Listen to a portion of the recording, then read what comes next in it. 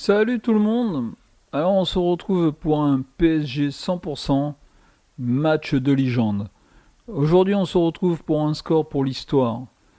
Le PSG se déplace à Marseille. On est à l'occasion de la 27e journée de Ligue 1. On est le 26 février 2017.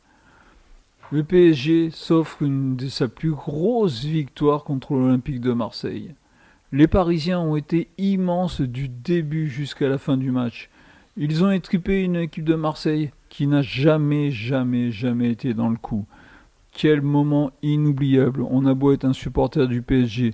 Le PSG a vécu des grands matchs. Le PSG a vécu des grands moments. Mais aller gagner à Marseille sur ce score-là, c'est extraordinaire. Allez, on est parti pour un voyage dans le temps. On se retrouve en ce 26 février 2017 au stade Vélodrome.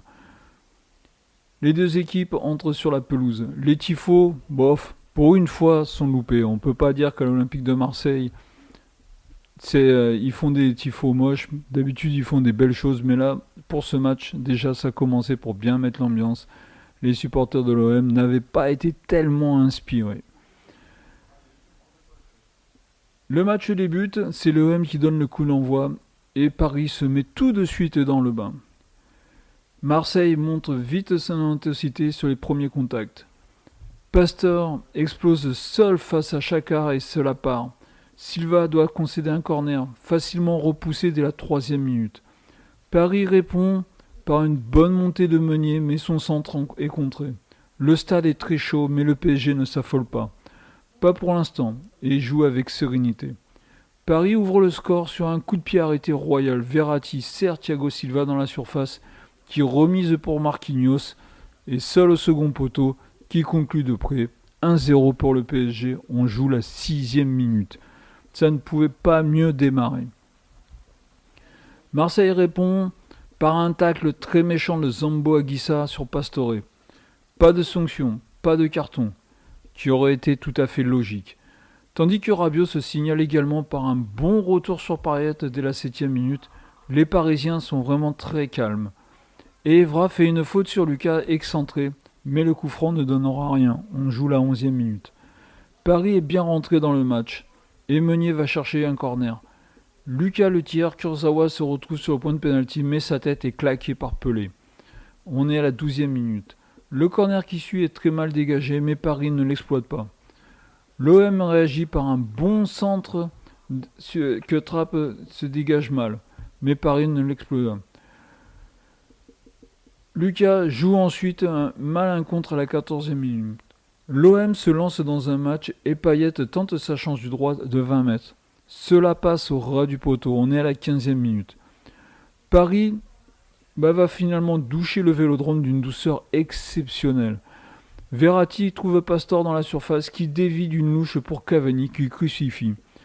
On joue la 16e minute et le PSG mène 2-0. L'OM est littéralement KO et le PSG à la rencontre bien en main.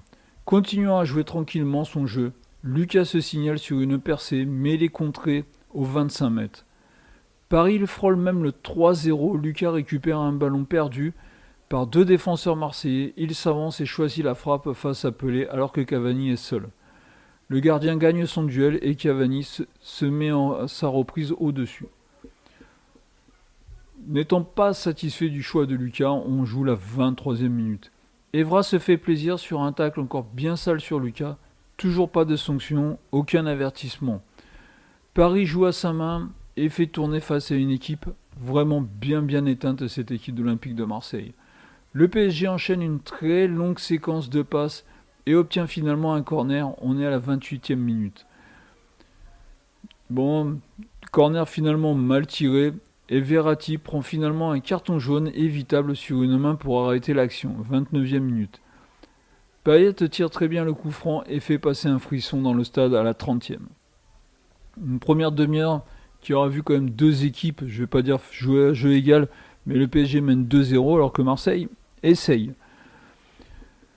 Pastore et Cavani jouent également mal un contre tandis que l'OM semble à peine se réveiller à la 31e. Les hommes de Garcia réussissent une bonne séquence et obtiennent un corner que Kurzawa repousse. Nous sommes à la 33e. Verratti envoie aussi Cavani au but, mais excentré, il tente un lob largement hors cadre. Nous sommes à la 35e. Pastore, Kurzawa s'amusent sur leur côté. Le latéral tente sa chance dans la surface, mais c'est dévié en corner dès la 36e. Sur celui-ci, Thiago Silva marque le but du 3-0, mais le but est refusé après que Cavani hors-jeu ait touché le ballon sur l'action. Côté de Marseille, Ninja tente sa chance, mais ne cadre pas sa frappe. Lucas s'amuse par 2 fois avec Evra, mais c'est un débordement de Pastore qui crée la panique. Il centre pour Cavani au 6 mètres, qui est gêné au moment de reprendre et marqué, 41e minute. Après cette nouvelle alerte, l'OM un peu poussé et Verratti dégage par 2 fois avant que Matuidi ne concède un coup franc à 32 mètres. Payet le tire dans le mur, à l'image du match olympien. À la pause, le PSG a réussi une énorme démonstration de puissance face aux Olympiens et mène 2-0 de façon plus que logique. Les Parisiens sont en tête à la pause. À la mi-temps, Rudy Garcia sort Patrice Evra qui a été complètement catastrophique lors de cette première mi-temps et fait rentrer Bedimo. Et on repart pour cette seconde mi-temps. Il ne faut que 45 secondes à Pastore pour tirer en bonne position, mais sa frappe manque de puissance et Pelé capte tranquillement le ballon. L'OM n'agresse pas le PSG, comme imaginé, et se contente d'un centre de Sakai, bien capté par Trapp. Marseille tente de construire, mais c'est le PSG qui marque le 3e but. Pastore décale Kurzawa. D'un coup du foulard, il centre pour Matuidi qui dévie et Lucas conclut de près. On est à la 50e minute, le PSG mène 3-0. Le Vélodrome ce coup-ci est complètement éteint. Le Vélodrome est mort et Cabella tente de réveiller. L'OM en remplaçant Ninja à la 52e. Paris continue de pousser et Pastore envoie Kurzawa en profondeur. Le latéral tente sa chance et Pelé dévie en corner. Draxler remplace l'Argentin. Lucas tire un nouveau corner dangereux mais repoussé. Nous sommes à la 56e minute. Sur un nouveau corner parisien, Kurzawa domine dans les airs et Pelé évite le 4e but. 57e minute, Draxler se montre aussi et envoie Matuidi au bout qui tire mal. Mais Pelé sort une nouvelle exploit pour dévier en corner à la 59e minute. Sur celui-ci, Kurzawa s'impose mais n'attrape pas le cadre. Nous sommes à la 60e minute. Cela va finalement par craquer juste après. Marquinhos lance Meunier sur le côté qui accélère et trouve Draxler seul au centre. Contre pour marquer 4-0. Nous sommes à la 61e minute. Le Vélodrome n'en peut plus de voir son équipe sombrer de façon lamentable face à des Parisiens qui, eux, sont toujours aussi dominants. Le PSG se replace parfaitement. Garcia voit l'immense écart entre les deux équipes et Sertic remplace Thauvin.